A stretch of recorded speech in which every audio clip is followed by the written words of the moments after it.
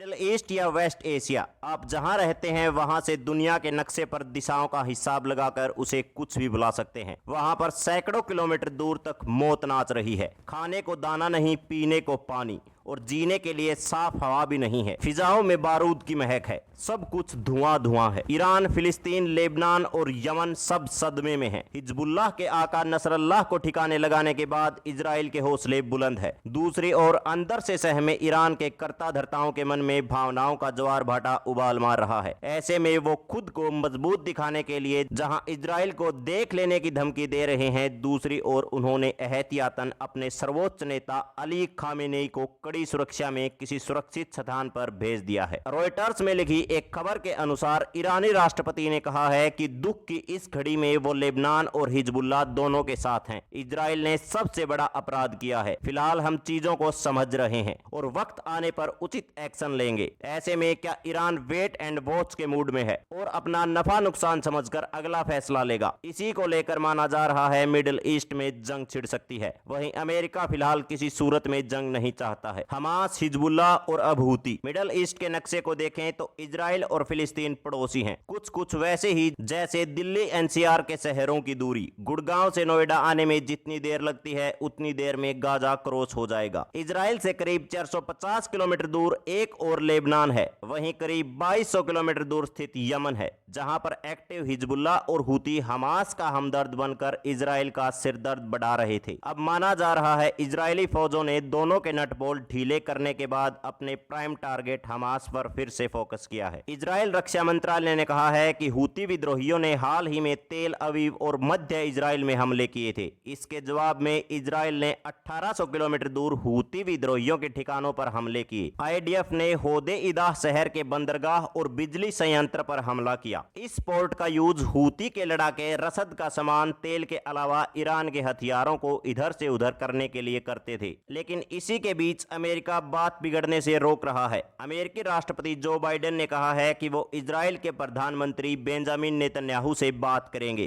क्योंकि उनका मानना है कि पश्चिमी एशिया में पूर्ण युद्ध से बचा जाना चाहिए। वाशिंगटन के लिए एयरफोर्स वन विमान में सवार होते समय बाइडेन ने कहा, ऐसा होना ही चाहिए, हमें वास्तव में इसे रोकना है। यूएस राष्ट्रपति का यह बयान ऐसे समय में आया है जब रविवार को लेबनान में इजराइल के हवाई हमलों में दर्जनों लोग मारे गए। हालांकि उन्होंने यह नहीं बताया कि वह नेतन्याहू से कब बातें करेंगे। हाल ही में इजराइल ने चरमपंथी समूह हिजबुल्लाह की कमर तोड़ दी है। हसन नसरल्लाह समेत कई लड़ाके मार दिए गए हैं। नसरल्लाह की मौत को सब बड़ा झटका मान रहे हैं। इसीलिए अमेरिकी प्रशासन ने सावधानी से कदम उठाने की कोशिश की है। इससे पहले अमेरिका हमास के साथ इजराइल के युद्ध को रोकने की कोशिश कर चुका है, जो हिजबुल्लाह की तरह ईरान द्वारा समर्थित आतंकी संगठन है, ताकि क्षेत्र में व्यापक युद्ध यानी जंग ना हो। तो दोस्तों, क्या लगता है आपको? क्या अमेरिका वास्तव में इजराइल को रोकना चाहता है या सिर्फ दुनिया के सामने बहाने बना रहा है इजराइल को रोकने की? अपने विचार हमारे कमेंट सेक्शन में जरूर लिखें और अगर आपको वीडियो अच्छा लगा हो तो इसको फेसबुक और व्हाट्सएप पर शेयर करें। धन्यवाद।